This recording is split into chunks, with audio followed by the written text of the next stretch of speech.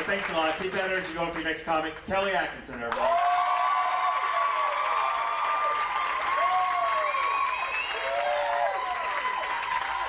Hey guys, how's it going tonight? My name's Kelly. I'm excited you guys are all out here. As you can tell, I kind of brought a sippy cup up with me tonight.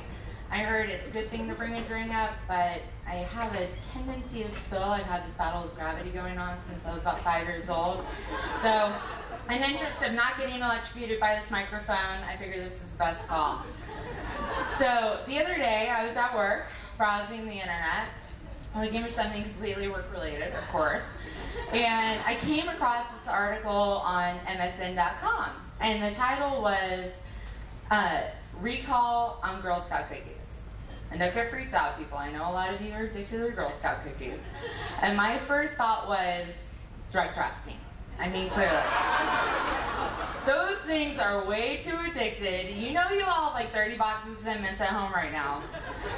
And not to mention, you've all seen the line wrapped around Walmart waiting to get to that Girl Scout cookie table. And people are literally shaking convulsively, muttering Thin Mints over and over again under their breath. You know you've seen it. Let's be real. And not only that, but literally last week, a Girl Scout told me that they refer to them as crack cookies. If your dealer is telling you what's up, there is an issue there. That's all I'm saying. All right? And I gotta be honest, when you see the 80 million tables set aside every grocery store, I totally pull the talking on a cell phone technique to get past them. I'm terrified of those girls.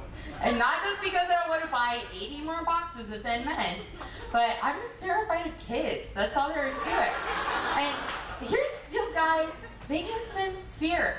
It's like moths to a flame. There was this one day, I was coming back from lunch, and I'm walking into my office. I walk all the way into my office, behind my desk, to my seat, and find a tiny little baby standing there staring at me.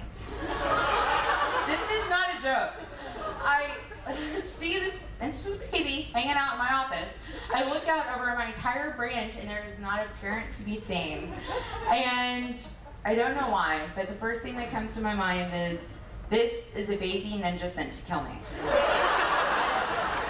There's no explanation. It was something in this kid's eyes. I saw my dad in his beady little eyes. It just freaked me out.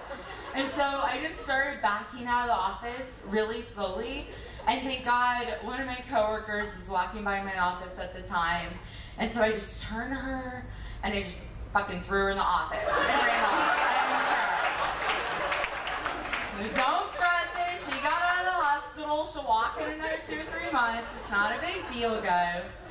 But even with my nieces, who I love more than life itself, they can be kind of creepy, all right? There have been a few times I've been home on weekends, and I wake up in the morning, and I find my 7-year-old niece standing there just staring at me.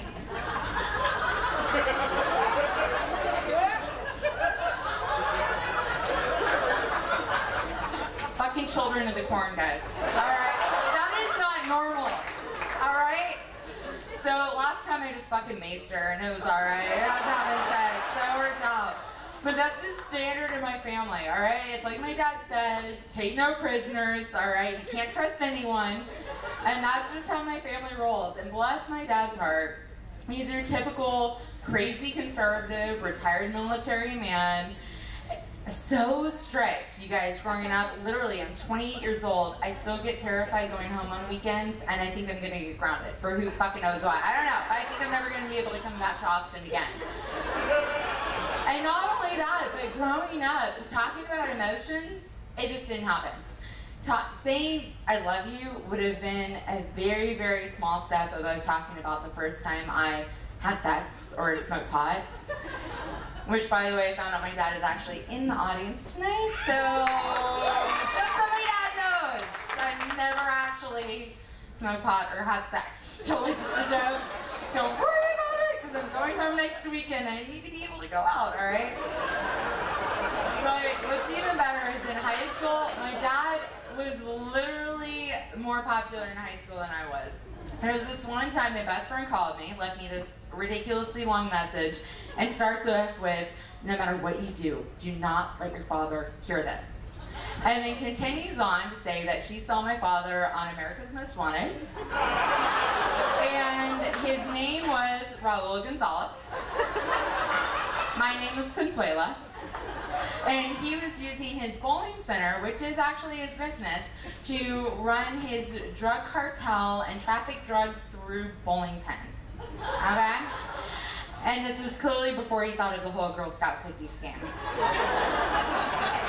So, first thing I do, obviously, is I call my dad up to listen to it, because come on.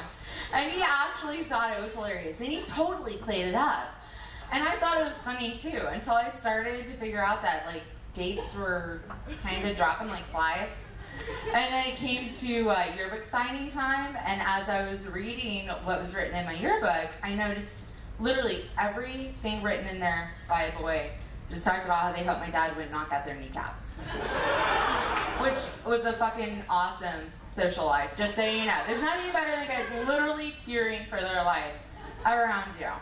And on that note, I'm pretty sure I'm about to get grounded for that whole pot remark. So it's been real, guys. I want to give a shout out to my friend Rohan in the back, who's celebrating his birthday with us tonight. You guys rock. My name is Kelly.